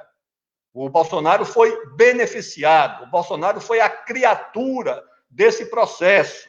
ou seja, Lava Jato, Congresso, Supremo, Judiciário, Ministério Público, Polícia Federal, mídia, criaram esse monstrengo que produziu essa criatura, entendeu? Que é um personagem, na minha opinião, secundário nesse processo todo. Então, eu acho que ele estava com medo. Ele diz, esse pessoal aí já manipulou, já usou isso, e como ele já desconfiava que o juiz era um concorrente dele, tá certo? Esse homem já está de olho aqui no meu posto, no meu cargo, isso é capaz de querer usar essa Polícia Federal. Eu acho que foi mais uma posição defensiva, de se proteger. Claro que também estava interessado em proteger a família, em proteger os filhos, né? Mas acho que era desconfiança do que ele já sabia, do que tinha sido feito. Ou ele não sabia dessa denúncia feita pelo Paulo Marinho, que já está no livro da Thaís Oyama, que hoje pessoas amigas do falecido ministro Bibiano, não, isso aí é verdade, todo mundo sabia que o Bibiano também conhecia. Então, acho que o presidente Bolsonaro diz, olha, eu preciso me precaver, não posso deixar essa Polícia Federal sob controle desse Sérgio Moro, né? Eu acho que foi esse o esforço, né? E ele vai ser candidato? Provavelmente. O que é que vai ser? Se vai conseguir? Eu não sei. Eu sei que a agenda dele é uma agenda de candidato, de político, porque sempre foi, né? Sempre foi. Quem examinar um documento, um texto que ele escreveu, baseado naquela operação Mãos Limpas da Itália, é a mesma coisa. O uso da mídia para fazer pressão sobre a política, sobre os investigados, isso tudo está lá escrito por ele, e um projeto político, no fundo, uma corporação ou corporações do judiciário que tem aspirações políticas, porque vê a política fragilizada, os partidos fragilizados, as instituições da política, que são o Congresso, o próprio Poder Executivo. Qual é a tragédia disso tudo? Tá certo? A tragédia é que o comportamento do presidente Bolsonaro não enfraquece apenas o mandato dele, a autoridade dele, enfraquece também o poder que ele representa, que no Brasil é uma tragédia você enfraquecer o Executivo. O Executivo é o único poder capaz de mediar os conflitos, as contradições num país desigual como o Brasil. O Congresso é um poder eminentemente municipalista. O Senado é um poder federalista, dos estados. A União não está representada no Senado e na Câmara. A União é uma abstração. Ou o Executivo é um protagonista forte para defender o papel da União na distribuição dos recursos, no combate aos desequilíbrios e às desigualdades, ou o orçamento vai ser destinado ao município e aos estados, que é para onde os deputados espontaneamente vão levar os recursos. Ele não é eleito pela União. O deputado é eleito pelo município. Ele vai ter voto em Tumbiara, em Aparecida, Catalão. Ele não vai ter voto na União. Certo? A União é o Executivo. E o Bolsonaro termina enfraquecendo e fragilizando o poder executivo com o comportamento dele. É um presidente que vai perdendo aquilo que no Camões, quando o Camões lá nos Lusíadas fala de honra, ele diz, é melhor merecer sem ter do que possuir sem merecer. Então, o presidente da República vai continuar tendo legalmente o poder, mas aos olhos da população é um poder que vai perdendo o merecimento, entendeu? Ele vai tendo um poder formal, um poder legal, mas aparece um juiz de primeiro grau e decide uma coisa, o Supremo decide outra, o Congresso decide outra, e ele vai vivendo, né, das infelizes arengas que faz lá na porta do palácio, nas suas saídas, ou dominicais, ou diárias, quando para brigar com a imprensa, arengar com os jornalistas e tratar da subagenda, porque da agenda do país, do interesse nacional, do que vai ser o Brasil quando sair dessa crise, dessa coronavírus. O que é que vai ser o Brasil? Quais são os nossos horizontes? Como é que nós vamos relançar economicamente o Brasil? Quais são as iniciativas que vão permitir que o Brasil retome o caminho do crescimento, vai sair com alto desemprego, com muita quebradeira, o que é que vai ser feito? Ele sabe que essa agenda do ministro Guedes não responde a isso, mas ele não tem coragem de se desfazer do Guedes e nem sabe também o que fazer sem o Guedes. Mas o presidente não trata disso. Foi eleito, aliás, para encerrar essa colocação aqui, para cumprir duas agendas, o presidente Bolsonaro. Foi eleito para cumprir a agenda da Lava Jato, para dar prosseguimento ao combate à política, às instituições políticas. O Sérgio Moro não dizia, não como juiz eu prendia de anzol, agora como ministro da Justiça eu vou prender de rede. Veio aí para prender empresário, político, era essa a história que circulava. Então essa era a agenda, tá certo, mas essa agenda começou a ameaçar, inclusive, os familiares do presidente, porque é para investigar, então como é que vai deixar de investigar a milícia, os contatos com os gabinetes, as fake news, agora a própria denúncia do Sérgio Moro? Então essa agenda ficou questionada porque ela começava a ameaçar o próprio presidente da República. E a outra agenda, que ele foi eleito para cumprir, foi a agenda do ministro Guedes, mas essa inviabilizou-se pela crise, pela incapacidade de responder o mercado, que era a grande miragem do governo e do ministro Guedes, foi incapaz de enfrentar essa situação. Em nenhum lugar do mundo o mercado enfrentou. A União Europeia não teve o que dizer. A Itália teve que se virar sozinha, a Espanha, a Inglaterra, a China, ou seja, foi o Estado que teve que cumprir um papel. E o ministro Guedes ficou sem o discurso, sem a narrativa. Mas o Bolsonaro não pode tirá-lo, porque também não sabe o que fazer sem o seu chamado posto Ipiranga. Perfeito, ministro. Muito bom. Bom, pessoal, nós estamos chegando ao final, né, desta live, mais uma live que integra a programação do lançamento do livro Lawfare em Debate. Sem dúvida, foi um grande debate, né? Agradecer muito Marconi, né, o professor Marconi, o ministro Aldo Rebelo também, pela participação. E eu passo agora para considerações finais de cada um de vocês. Vamos começar com o professor Marconi. Bom, primeiro quero agradecer ao professor Flávio e ao sindicato por essa oportunidade maravilhosa da gente poder tentar aqui inquietar um pouco, né? Eu acho que é muito importante a gente aqui, nós não temos o monopólio de todos os acervos ligados ao que nós discutimos hoje. Nós não somos dono desse discurso. Mas quando o sindicato nos oferece essa oportunidade, a gente ajuda a mediar um processo de, quem sabe, de emancipação cognitiva das pessoas, no sentido de empoderá-las para fazer o enfrentamento e a resistência nessa parte, digamos, jurisdicional, ou pelo menos de compreender um pouco as nuances jurisdicionais. Então, muito obrigado ao professor Flávio, ao sindicato, muito obrigado ao doutor Osmar, esse pesquisador, sabe, tão necessário ao país, doutor Osmar Pires, que ajudou a organizar o livro Lawfare em Debate, muito interessante, e já que nós estamos tratando de Lawfare essa semana inteira, acho que é muito importante eu falar uma coisa que eu acho reiterar o que eu falei lá no começo, mas agora por uma proposta, digamos assim, ou pelo menos uma inquietação propositiva, né? E como eu, assim, de formação sou professor, né? Então hoje é o dia do pedagogo e da pedagoga, parabéns aos pedagogos e às pedagogas pelo seu dia, e eu queria remeter a ideia de formação. Minha mensagem final é a gente pensar o seguinte: você que está aí em casa, você que está no seu trabalho, em algum lugar assistindo essa live, já parou para pensar qual é a formação do juiz do seu município? Do promotor, os milhares e milhares de promotores nos 5.571 municípios desse país? Qual é a formação? Ou seja, como é que ele se forma? Como é que ele é empoderado e capacitado para fazer o seu trabalho, o seu labor diário?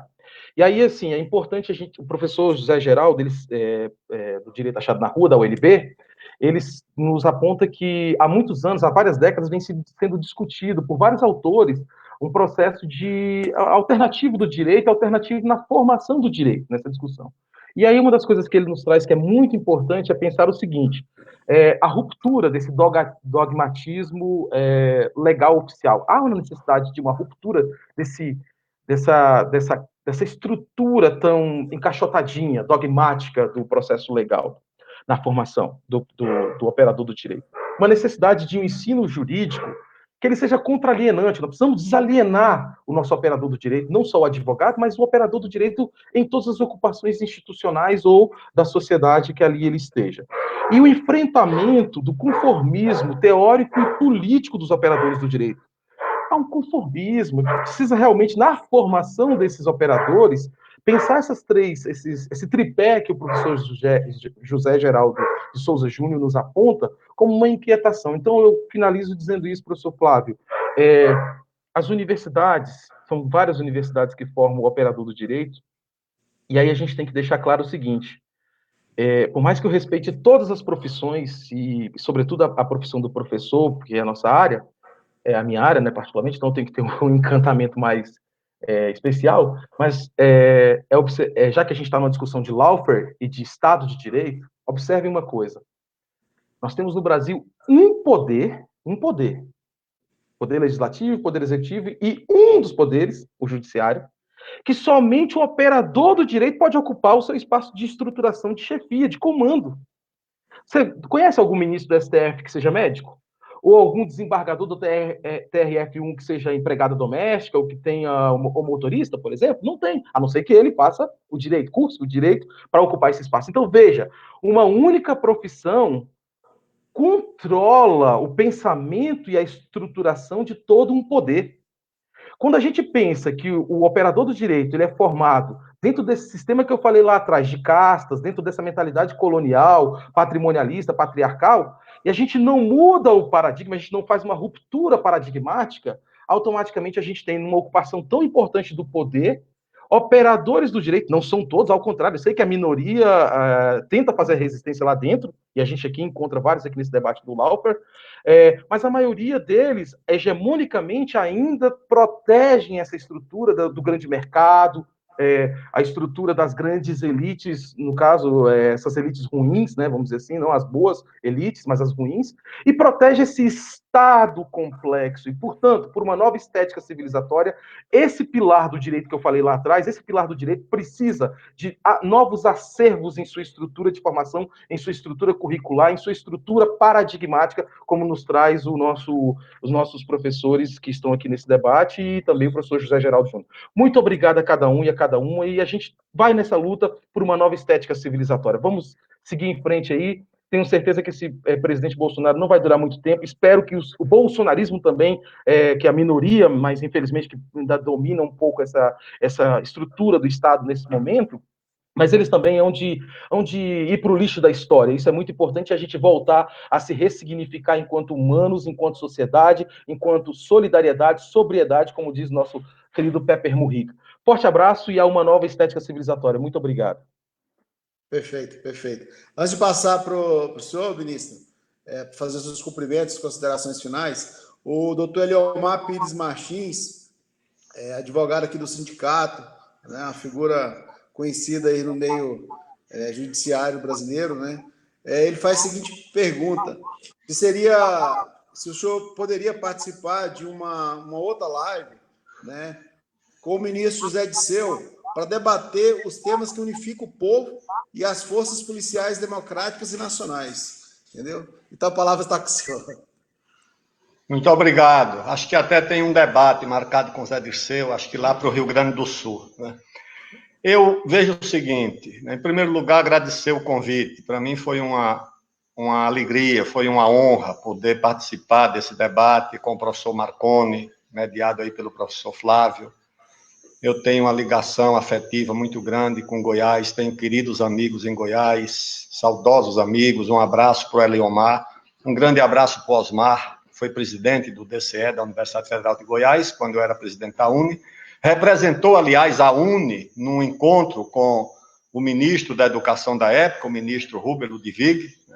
Fizemos muitas passeatas aí na Praça Anhanguera, muitas manifestações, muita disputa com polícia. Invadimos um 7 de setembro, que foi uma confusão.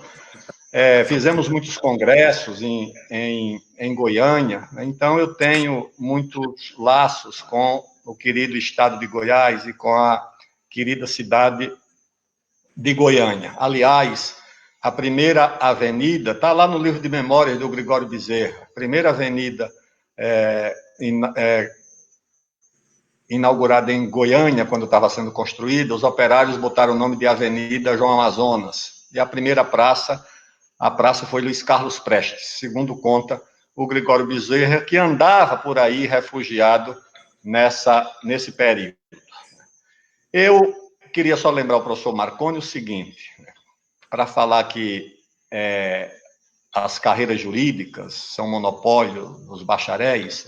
Houve um caso de um ministro do Supremo, um engenheiro, que foi nomeado pelo Floriano Peixoto, Barata Ribeiro, que depois foi um grande prefeito do Rio de Janeiro. Barata Ribeiro foi nomeado ministro do Supremo pelo Floriano Peixoto, era engenheiro. E o Rio Grande do Sul, o primeiro concurso para procurador do estado do Rio Grande do Sul não exigia diploma de bacharel. E passaram vários profissionais de outras áreas. E reza a lenda que foi a melhor safra de procuradores que o Rio Grande do Sul teve, tá certo? Sem nenhuma ofensa aos bacharéis e às carreiras jurídicas.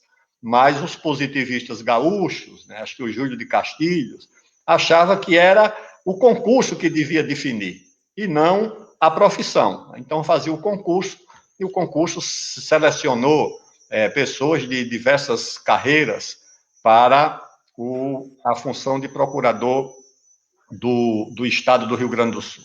Mas isso está ligado a outros interesses e para um outro debate. Então, mais uma vez, muito obrigado. Né? Espero que essa discussão, esse debate, ajude a pautar, né, outras discussões com o mesmo conteúdo, né, para que nós possamos reorganizar uma vanguarda política no Brasil, a nossa juventude, num sonho mais ambicioso do que simplesmente orientar a utopia pelas diferenças biológicas. Quando eu entrei no movimento político, na minha juventude, era o debate ideológico que nos conduzia, era a transformação do mundo, essa era a nossa utopia, né?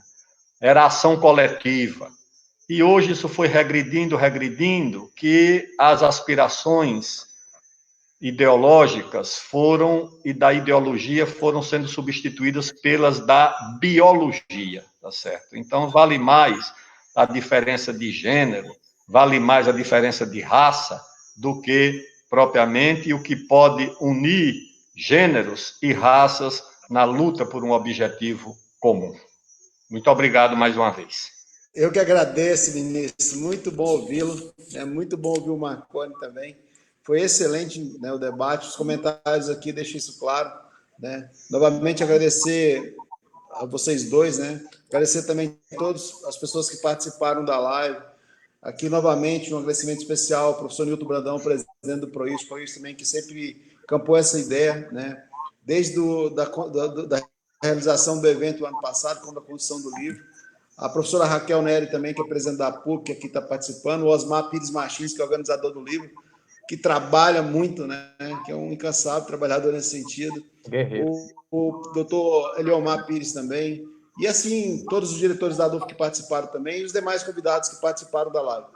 Foi, com certeza, um grande debate. Esse debate ele vai ficar gravado, né? Vai para o YouTube, vai ser disponibilizado para os professores também aqui da UFG, da UFJ, da UFCAT, que não tiveram possibilidade de participar, vai ficar lá para todo mundo assistir. Então, amanhã a gente tem outro debate, né? Uma outra discussão política com a participação do Felipe Santa Cruz, que é o presidente da OAB Nacional, né? O tema será a judicialização e perseguição política. Então, eu agradeço novamente a todos mesmo e até amanhã. Obrigado. Um abraço.